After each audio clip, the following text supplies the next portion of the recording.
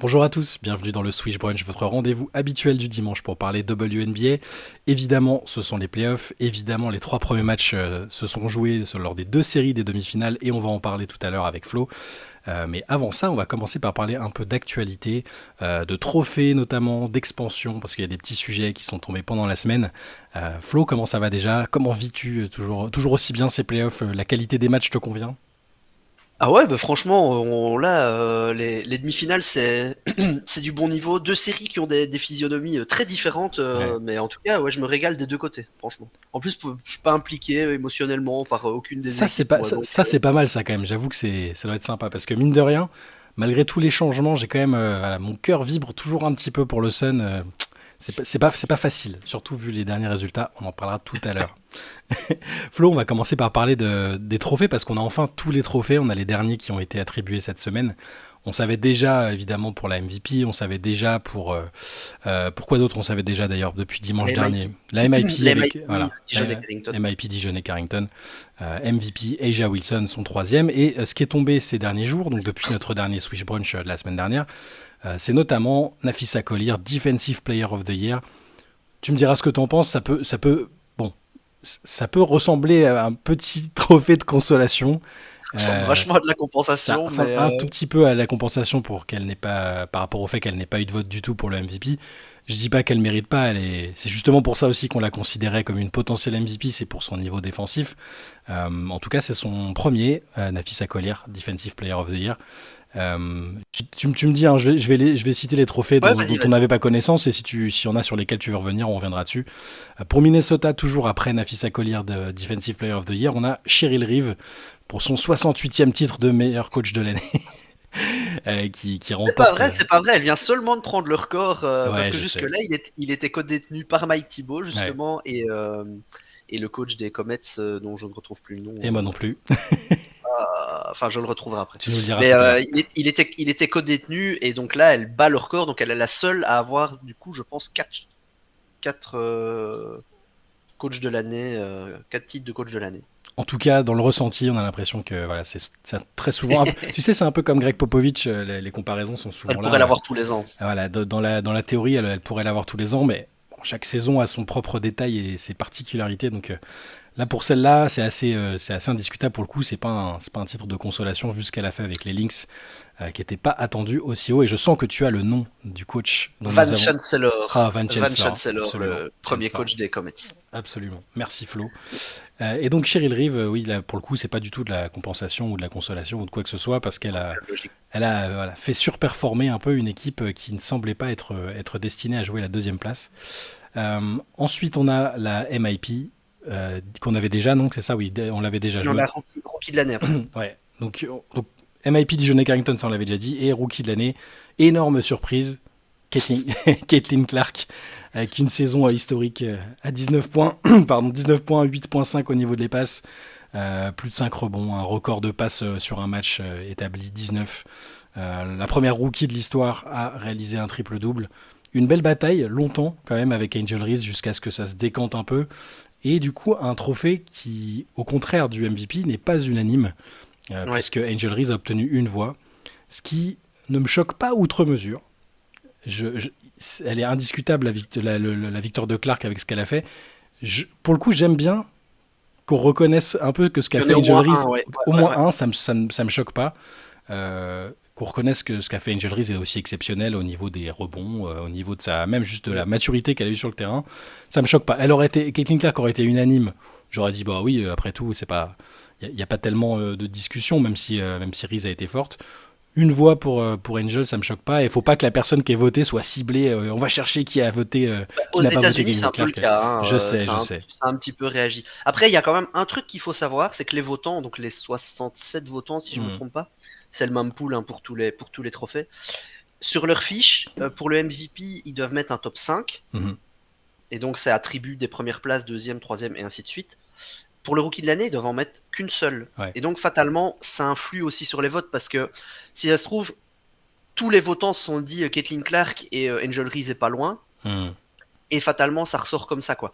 Donc mais bon, c'est bien qu'il y en ait au moins un pour Angel Reese, ne fût-ce que pour reconnaître sa saison. Je pense que si on avait eu par exemple un top 3, tu vois, s'il fallait mettre un top 3, un podium pour les rookies sur la feuille de vote, ben on aurait peut-être vu par exemple, je sais pas, une quasi-unanimité d'Angel, mais si t'as une quasi-unanimité de Caitlyn, pardon, mais si t'as une quasi-unanimité d'Angel à la deuxième place, ben, ça montre quand même un certain tu vois, un certain ratio quoi. Ça Ouais. c'est un peu le problème du vote unique qui donne ça. Mais bon, c'est hyper logique. On était tous d'accord depuis 2-3 semaines, enfin même entre nous, je vais dire à la rédac, pour dire Ouais. que globalement il n'y avait pas de scandale et que Caitlin Clark avait pris le lead. Mais c'est vrai que bon, c'est quand même cool pour la saison d'Angel parce que je le rappelle, dans à mon avis 3/4, Oh oui. 80% des Ouais. saisons W, elle aurait le titre de rookie de Bah, l'année. la saison de Caitlin Clark étant historique statistiquement et dans les accomplissements qu'elle a fait pendant la saison,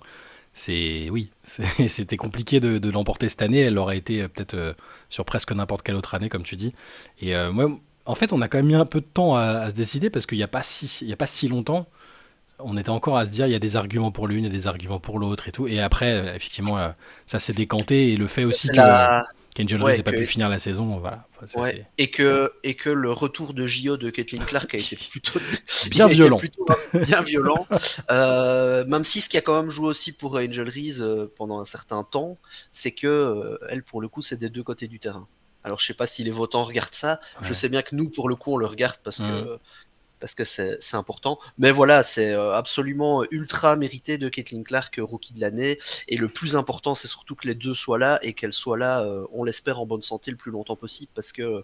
Parce que des luttes et des rivalités comme ça, même si on va espérer que ça se décante autour et qu'on arrête de partir sur des sujets annexes, mais en tout cas sportivement, cette rivalité-là, moi j'en veux bien pendant 15 ou 20 ans. Quoi. C'est clair. Pareil que toi. Trophée suivant, on a eu Tiffany Hayes, la retraitée, qui nous sort une saison de Six Women of the Year. Euh, Assez incroyable. Elle avait quitté le Sun. On était un peu, bon, pas surpris, mais je suis quand même un peu surpris parce qu'elle sortait d'une très belle saison. Elle revenait après quelques années d'absence. Et sa sortie de retraite quasi immédiate pour signer avec les Las Vegas Aces leur permet de perpétuer un peu aussi une tradition. Il y a eu pas mal de joueuses des Aces qui ont eu ces trophées-là. Et donc Tiffany Hayes qui est devant. Alors je crois qu'il y a pour le reste des votes, j'ai vu qu'il y avait Léonie Ouais, Phoebe, Shatori Walker, Kimbrough, c'est ça. Marina Mabrey. Mais bon, visiblement, il n'y a pas eu trop il y a pas eu trop de Non. discussion. Et Bah, il y Tiffany a Hayes, elle l'emporte. Léonie Fibiche a quand même 21 votes. Ouais. C'est vrai que Tiffany Hayes, en fait, elle est clairement, hein, je pense qu'elle fait 28 matchs en sortie de banc, donc c'est une sixième joueuse. C'est une joueuse qui, l'année passée, avant sa retraite, était titulaire Mhm. au Sun, qui finit, je sais plus, deuxième, troisième Mhm. de la régulière. Donc fatalement, c'est pas une fille qui a une tête de sixième joueuse, mais ça a été son rôle cette année. C'est la meilleure marqueuse en sortie de banc de la ligue. Le banc de Las Vegas n'a pas été le banc le plus productif cette saison, mais en fait, en gros, la production du banc de Vegas, c'est Tiffany Hayes et Alicia Clark, Mhm. pratiquement en exclusivité. Donc, bon, c'est assez logique qu'elle soit là. Je suis quand même content de voir que Léonie Fibiche ait 21 votes. Tu vois, c'est pas non plus. Mhm. Enfin, la première place de Tiffany Hayes, elle est claire, mais Léonie Fibiche a quand même été plébiscitée aussi. Donc, bah voilà, c'est assez mérité. Je suis content de voir Chatori qui a pour le coup des stats pratiquement similaires à celles de Tiffany Hayes. Mhm. Bon, dans une équipe qui a nettement moins gagné, mais dans une équipe qui pourtant avait un banc nettement plus productif. Donc, Ouais. donc voilà, mais non, non, c'est très, très logique pour Tiffany Hayes. Je pense que c'était globalement notre vote à nous aussi. Donc, Ouais, je suis content de voir Léonie Fibiche, tu l'as dit, parce que ouais. on le voit encore là, l'impact qu'elle a avec New York, mais là même dans la série, enfin même en playoff, elle a été dans le meilleur 5 des rookies aussi. On n'a pas mentionné les 5 parce que voilà, c'est pas ce qui est le plus marquant, mais vraie belle saison de rookie, même si c'est pas une rookie à proprement parler au niveau de l'âge, mais elle fait vraiment une très belle saison et elle est importante pour New York. Et soit dit en passant, du coup, sur les 6 dernières années, il y en a 5 où la sixième joueuse de l'année était à Vegas. Hein. Ouais, c'est ça, c'est un peu une tradition. Voilà, t'es un peu obligé On a de. eu Erika 2 fois, Kelsey Plum, Alicia Alicia Clark, Clark. Tiffany Hayes. Ouais, Donc voilà, c'est pas mal. Il y a une tradition d'avoir une joueuse en sortie de banc, mais celle-là, elle marque bien. c'est ça. Euh, Dans les trophées, ouais, il y en a qu'est-ce qu'on un a oublié dernier d'autre, petit. ouais. Bon, c'est un petit anecdotique, mais j'aime bien le citer. C'est le Kim Perrault Sportsmanship Sportsmanship. Award de Hmm. ouais, on va dire quoi, la meilleure coéquipière, Oui, c'est ça. le, Enfin, c'est ça, du fair play ou voilà, c'est un mix de qui a tout, ouais, été, de fair play et de. ouais. meilleur coéquipier. qui a été attribué à Derrick Henry. Voilà, c'est juste pour Ouais. le citer. Et je pense qu'elle l'avait déjà eu d'ailleurs. Ou alors on peut pas l'avoir 2 fois celui-là. Je ne sais plus. Enfin, soit. En tout cas, C'est Derrick en cette année. NBA, tu peux l'avoir parce que je crois que Mike Conley, il en a un paquet tous les ans, c'est le meilleur coéquipier. Il le sélectionnait pas pour l'All-Star Game, donc il lui disait tiens, on va prendre un petit trophée quand même pour Derrick Henry, c'est quand même autre chose. Mais après, vu l'actualité autour d'elle cette année, c'est une belle marque de confiance. Je sais pas de confiance, mais au moins de soutien, je pense, de la part Non, des patrons. c'est son premier. Son C'est son premier. premier. Par contre, on peut l'avoir plusieurs fois parce que Neka l'a eu 3 fois d'affilée. Mais D'accord, voilà. très bien. On a fait le tour sur les trophées, Flo, je crois. Ouais, ouais, Voilà. ouais. Voilà, n'hésitez pas à nous dire ce que vous avez pensé, s'il y a des scandales, des injustices qui vous semblent avoir été révélés au grand jour dans ces trophées. Nous, on est un peu chafouin sur certains, mais On, on s'en est déjà exprimé, donc on voilà, va pas. on est même pas chapeau sur l'identité de la gagnante en plus les trois quarts du temps, c'est vraiment juste sur le détail des votes, mais ça c'est sinon c'est plutôt une belle cuvée avec des joueuses comme d'habitude très très fortes et qu'on aime bien. Dans l'actualité, dans le reste de l'actualité, Flo, il y a eu un autre changement de coach parce qu'il y a quelques jours, dans un Swish Brunch, on avait parlé du départ, des départs presque conjoints de Kurt Miller et de Teresa Weatherspoon. Il y a eu un autre départ, alors je ne sais pas si celui-là t'a surpris, tu me diras. Tanisha Wright d'Atlanta qui a été débarquée après 2 saisons. C'était une des coachs un peu en vogue de la ligue après sa première saison où elle avait qualifié le Dream pour les playoffs, sortie au premier tour. Cette année très très très très poussive en saison régulière et à nouveau sortie au premier tour contre l'ogre New York. Et Tanisha Wright qui donc est débarquée et Atlanta va passer à un autre type de projet peut-être et un autre type de personnalité que l'ancienne joueuse. Je sais pas si ça t'a surpris Tanisha Wright débarquer. Ben, un petit peu, oui, quand même. J'ai pas été en mode scandale comme Teresa Weatherspoon, Ouais. où franchement, là, je me dis, mais qu'est-ce qu'ils foutent, quoi. Parce que, bon, c'est vrai que ça faisait, tu dis 2 saisons, mais c'est même pas 3 qu'elle a 3 fait. ah ouais, c'est peut-être Je 3, sais je dis plus. une bêtise, mais en tout Je cas, sais plus. Ouais, c'est le temps passe la vite. deuxième en playoff en tout Je, cas. ouais, ouais, je sais plus exactement, je vais vérifier. Mais donc voilà, tu peux te dire, bon, bah après quelques saisons, parfois, tu as envie d'un peu de changement et peut-être que tu sens qu'il y a un certain essoufflement, je sais Mhm. pas. Ouais, c'est ça, elle avait fait 3 saisons. Ok. Mais, euh, mais par contre, bon, j'ai pas vu les raisons évoquées, mais d'un point de vue sportif, moi je trouve que c'est une coach qui faisait quand même plutôt du bon Mhm. taf. La saison passée à Atlanta, j'avais bien aimé. Mais cette année-ci, Atlanta a quand même pas été épargné par les blessures, donc ça explique aussi tu vois, leurs difficultés. Mhm. Maintenant, voilà, peut-être que la direction a pas été. Soit ils ont réagi juste sur les résultats sportifs. Dans ce cas-là, s'ils analysent pas le contexte, je trouve ça un peu bête. Ou alors, ils ont peut-être pas été, je sais pas, conquis par justement la manière de Tanisha Wright de répondre à ces défis-là. C'est vrai qu'on a vu par exemple en fin de saison où Atlanta avait quasi récupéré tout le monde. Ils n'ont pas réussi à réenclencher une dynamique. Au final, ils se sont qualifiés, mais un peu par défaut, hein. Ouais. Parce que pour le coup, si Chicago, si Angel Reese se blesse pas, je pense que Chicago y va. Pour un peu, nous, on fait Washington peut y aller aussi. Donc c'est peut-être ça qui se sont dit bon qu'il fallait changer d'air. Moi, je suis pas en mode oh purée, c'était vraiment la pire des coachs, il fallait il Ça va, fallait la virer. ça va dépendre un peu de qui ils prennent en fait. C'est-à-dire que C'est ça.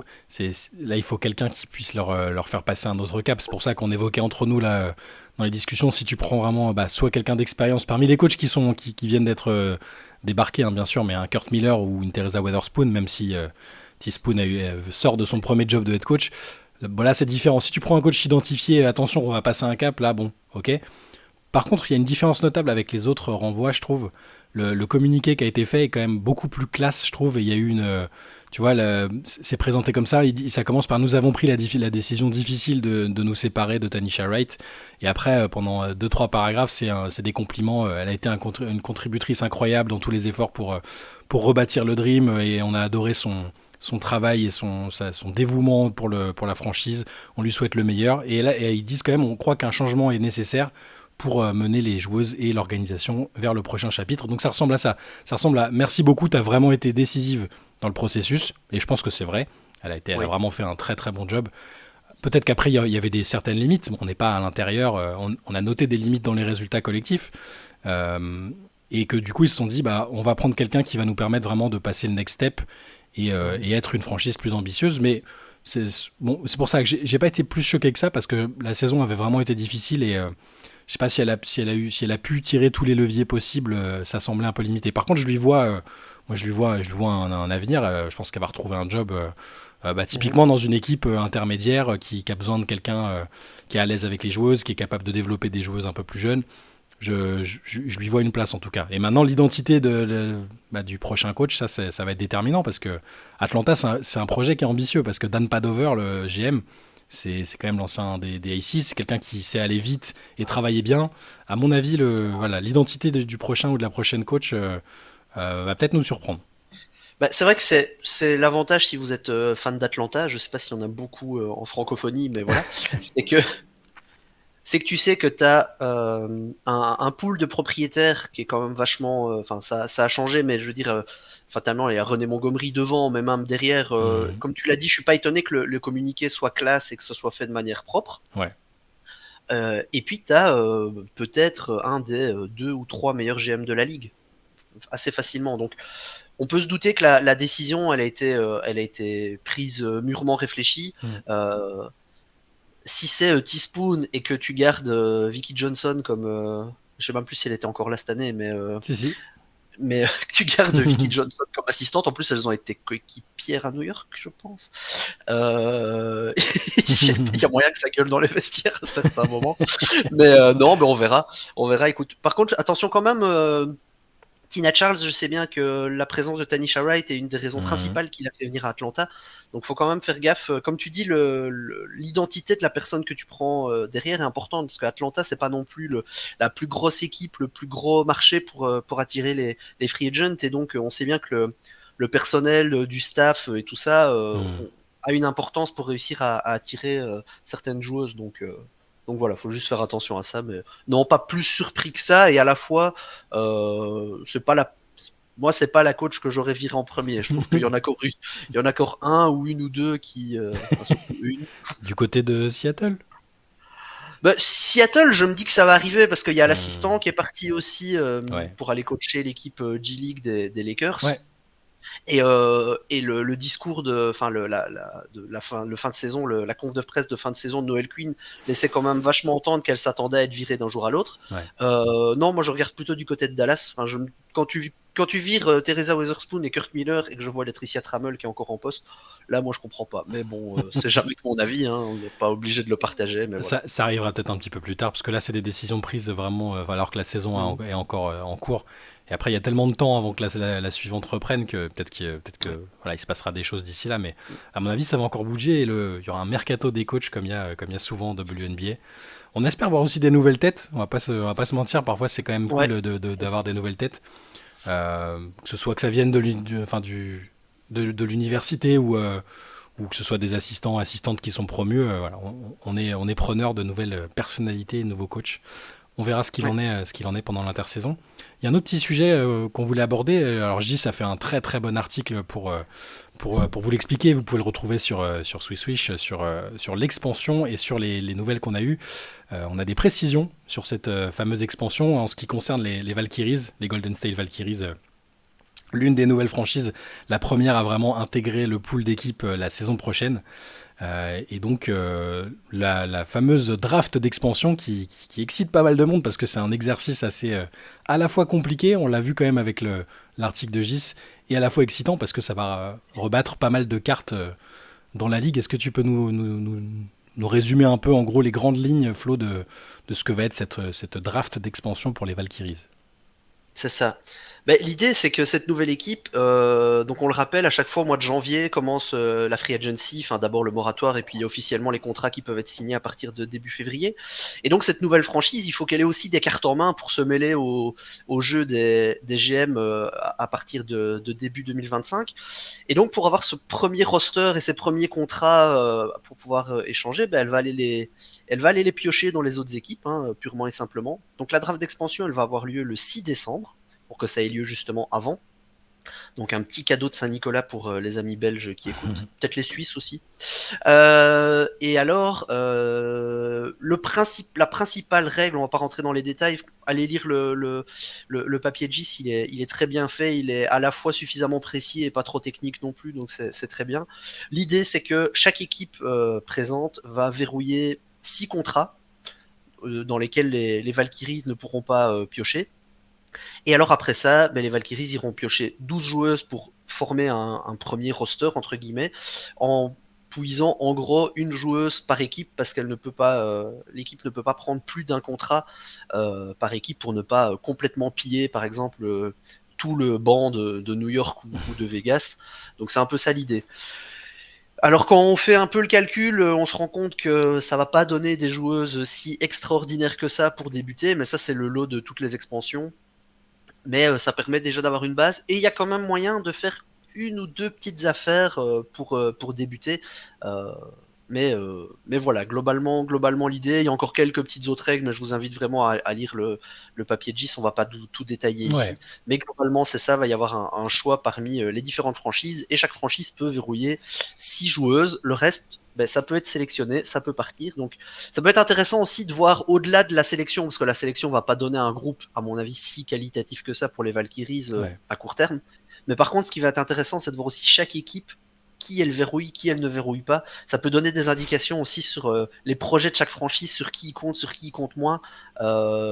Tu peux te fâcher avec des joueuses aussi en faisant ça. Enfin, franchement, c'est pour les pour les un peu les free agency et les contract junkies comme en tout cas JC et moi on l'est, je t'avoue qu'on est assez excité par ça, par ce côté-là. Il y a un petit côté Monopoly des joueuses, et donc voilà. Et donc 6 Mais décembre. après pour les joueuses c'est très particulier quoi. Ouais. 6 décembre, c'est ça, c'est un vendredi. Le 6 décembre, il y aura cette draft d'expansion. J'espère que ce sera télévisé d'une manière ou d'une autre, ou je sais pas, mais à mon avis non, hein, parce que je pense que la sélection, je pense pas, mais ce serait exceptionnel d'avoir une émission alors. Mais non, parce qu'il y a qu'une équipe en fait. C'est ça. Aussi. Mais si on avait plusieurs, t'as quand même le fait de choisir chacun son tour et tout ça. Ouais. Non, puis nous on fera le petit exercice aussi, je pense, que ce soit sur Twitch ou dans un podcast, on verra comme ça vous donnera peut-être une idée un peu de ce que feront les responsables des Valkyries. Après, on ne sait pas s'ils auront les mêmes choix que nous, mais en tout cas, ça ressemblera peut-être un peu au type d'équipe qu'aura cette nouvelle franchise, dont on a hâte de voir les débuts quand même. C'est quand même toujours excitant d'avoir des nouveaux arrivants. Et donc l'année prochaine, vous pouvez déjà rejoindre le train des Valkyries. Ce sera pas compétitif tout de suite, à mon avis, mais il n'y a pas de mauvais moment pour monter dans le train, évidemment. On passe au match, Flo. Les playoffs donc battent leur plein, comme je disais tout à l'heure. 2 séries très très différentes, tu fais très bien de le dire, avec des dynamiques assez différentes aussi. Un même score par contre, 2-1. Oui. On va commencer par New York-Vegas. New York-Vegas, donc je vais rappeler les scores des trois premiers matchs. Donc New York mène 2-1 après les 3 premiers matchs. 87-77, victoire du Liberty sur le premier match. Victoire 88-84 lors du deuxième match. Et défaite 80, évidemment j'ai plus le score. C'est quoi, 81, 95 ? Attends, je l'ai ici. Ouais, c'est ça. C'est ça, 81, 95. Et donc New York qui mène 2-1. Après deux premiers matchs où on a senti qu'il ne pouvait pas arriver grand-chose au Liberty, malgré un bel effort, je trouve, des Aces dans le Game 2. Et la réaction d'orgueil des doubles championnes dans le Game 3. Qu'est-ce que tu as pensé pour l'instant de cette série, Flo ? Pour le moment, en fait, c'est vraiment conforme à ce que je m'attendais. C'est-à-dire, je pense quand même que... Enfin, je fais partie des gens qui pensent que le bouton playoff, c'est pas qu'il n'existe pas, c'est que c'est un peu un leurre, c'est plus une exception qu'une règle.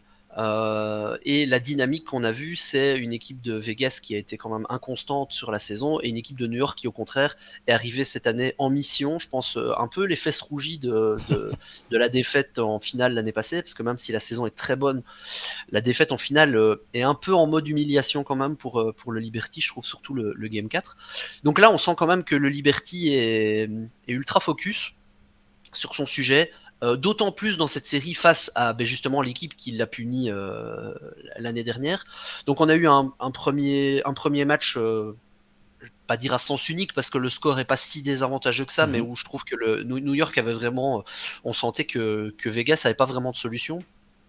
un deuxième match où Vegas a beaucoup mieux joué en fait. Je trouve en tout cas dans l'animation offensive, a plus Ouais. impliqué tout le monde. Ça a permis de remettre en forme les joueuses extérieures qui sont hyper importantes dans le dans l'animation de Vegas en fait, parce que les gens voient souvent les énormes stats d'Eja Wilson, Mm. mais ils oublient parfois que plus Eja Wilson marque et moins ça implique les autres. Et la question, c'est pas. Enfin, moi personnellement, c'est mon avis. Je trouve que Vegas n'est jamais aussi fort quand, euh, que quand Eja Wilson est un peu moins utilisé. Mais c'est le cas de toutes les équipes. C'était le cas de Caitlin Clark, c'est le cas d'Arike Ogunbowale, c'est le cas de toutes ces joueuses à gros volume. C'est quand tu arrives à vraiment impliquer tout le monde, et alors là, tu vas réussir à être plus fort. Et c'est ce que Vegas a fait mieux dans le Game 2, mais New York a quand même réussi à tenir le choc, entre autres en exploitant certaines failles défensives de Vegas. Et donc là, on se dit, purée, mais en fait, Vegas, là, tout d'un coup, c'est le moment où ils jouent mieux, ils impliquent tout le monde, toutes les extérieures sont. Et ça passe quand même pas. Donc là, on avait un peu peur pour Vegas. Ouais. Et puis là, il y a le retour à la maison, qui, je pense, fait du bien et qui permet à Vegas de rester en vie, parce que maintenant, ben, chaque défaite, c'est une élimination. Il y a il y a plus de droit à l'erreur. Euh, Après, est-ce que c'est réellement dangereux? Enfin, les playoffs de BLU, on sait quand même bien que quand la série est serrée, c'est très compliqué de gagner 2 matchs d'affilée, de même en gagner 3. D'ailleurs, personne n'est jamais revenu d'un 2-0, Ouais. pour le coup. Ça, c'est quelque chose à noter. Après, les records sont faits pour être battus. Enfin, il y a toujours une première fois. Mais bon, là, il y a eu des très bons ajustements. Allez, par exemple, j'avais noté juste une petite stat. Mhm. Au Game 2, New York met 44 points dans la peinture, là où Vegas n'en met que 24. Ils ont beaucoup exploité le fait de pouvoir sortir Eja Wilson de la raquette. Kia Stokes, Becky a pas su jouer avec parce qu'en attaque, elles attaquaient à 4, donc ça Mhm. n'allait pas.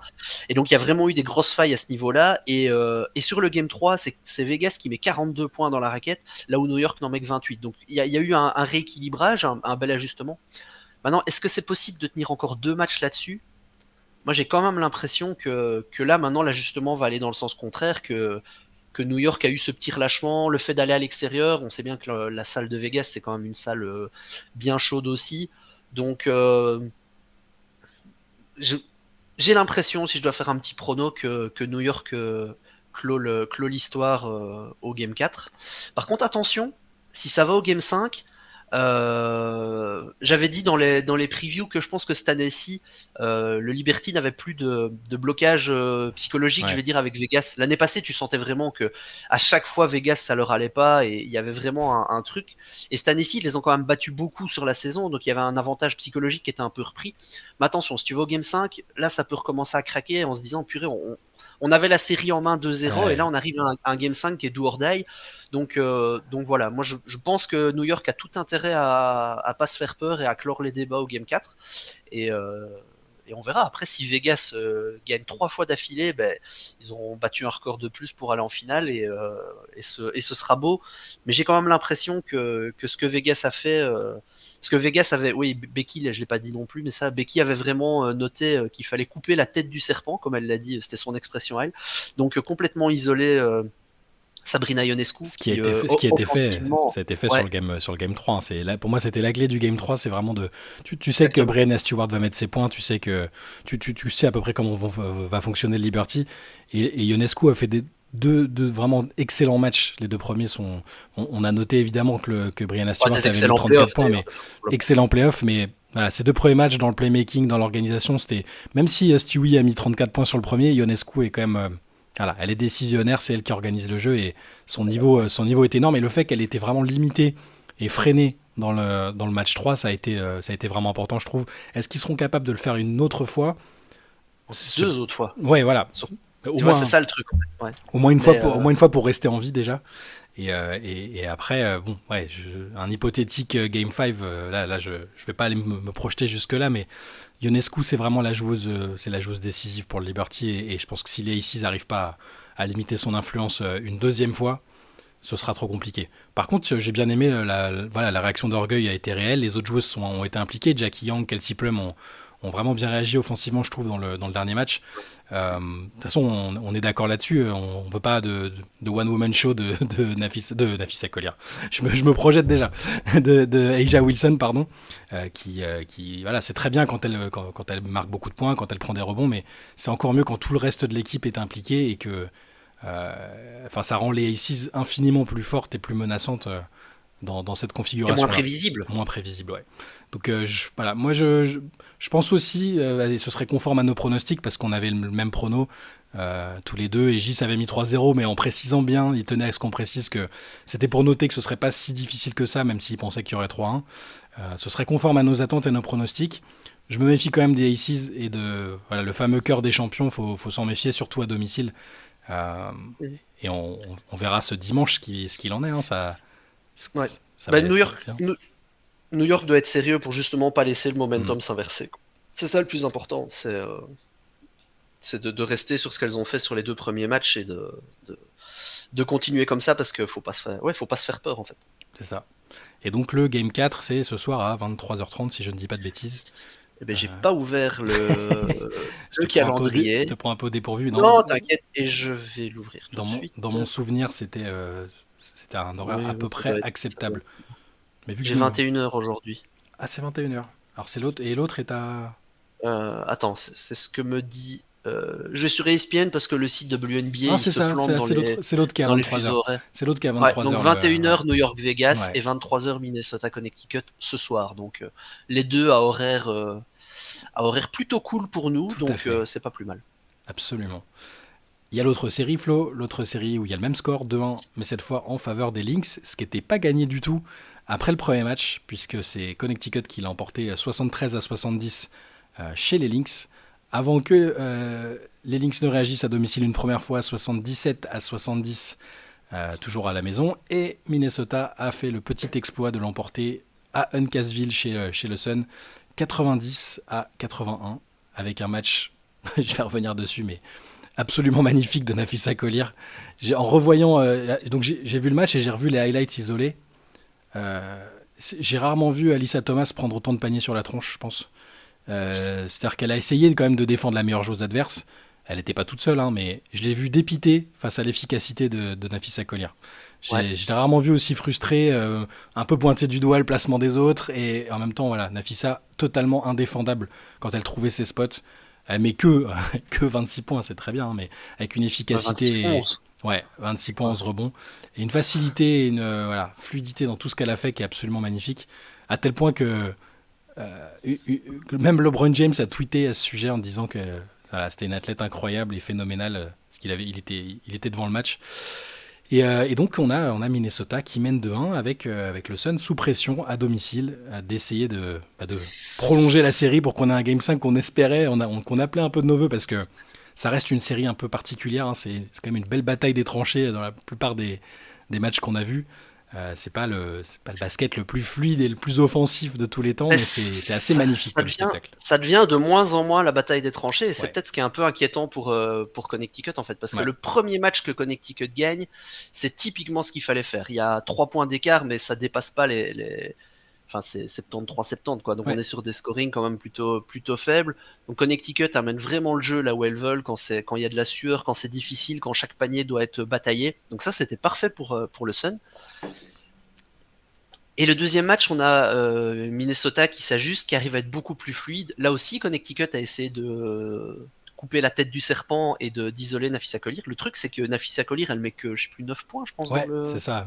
Alors dans le deuxième match. tout le reste par contre, Mais tout le reste est bon. Et du coup, tout le reste de l'équipe performe parce qu'en fait, t'as beaucoup de joueuses dans le game 2, j'ai plus les stats en tête, mais t'as beaucoup de joueuses qui sont à 10-15 points. ouais, il y a Et donc, tout le Alana monde Smith amène notamment, ça. 15 points. Ouais. Courtney Williams en a mis pas mal aussi. Courtney Williams, Ouais. Bridget Carlton, Mm. Kayla McBride, enfin toutes les autres joueuses ont répondu. Donc en fait, bah oui, t'as dû concentrer toute ta défense sur une joueuse, mais en fait, quand c'est pas elle, le reste de l'équipe réagit quand même. Alors elle réagit parce que Nafisa Collier, elle occupe quasi 2 défenseuses à elle toute seule, Mm. mais voilà. Et j'ai pas trop compris le plan défensif ici. On aurait pu se dire, parce que je pense que dans le game 2, on voit quand même qu'il y avait un petit relâchement de Connecticut aussi, en mode, on a pris un match Ouais. à l'extérieur, bon c'est bon, on a fait notre taf, maintenant on a repris entre guillemets le contrôle de la série. Mhm. Sauf qu'en fait, Minnesota est venu faire exactement pareil au retour à Connecticut. Défensivement, Connecticut, on le dit régulièrement, mais Connecticut a une attaque qui est léchée, qui est belle, mais pas avec non plus des grosses jeux offensives, même si ça va beaucoup mieux depuis Qui a Marina Mabrey, ouais. qu'elles ont Marina Mabrey. Mais c'est une équipe qui doit d'abord et avant tout limiter son adversaire, idéalement, je veux dire, sous les 80 points, quoi. Même le match 2, elle n'arrive qu'à en mettre que 70. Donc avec Minnesota qui est quand même aussi une énorme défense, et là elle leur laisse mettre 90 points. Donc enfin, je pense pas que Connecticut peut gagner un match ou une série si ça va sur ce terrain-là. Et défensivement, elles ont essayé de beaucoup doubler. Et je pense qu'elles avaient envie de mieux défendre que le game 2. Et donc dans l'énergie, elles ont été là. Mais par contre, collectivement, c'était bizarre. Elles ont beaucoup doublé. Et donc en fait, ça a donné plein d'espace.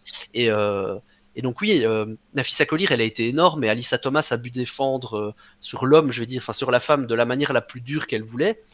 Mais le truc, c'est que Nafisa Collier, elle était dans ses positions préférentielles. Elle était sur son petit spot à 4 mètres du panier, là.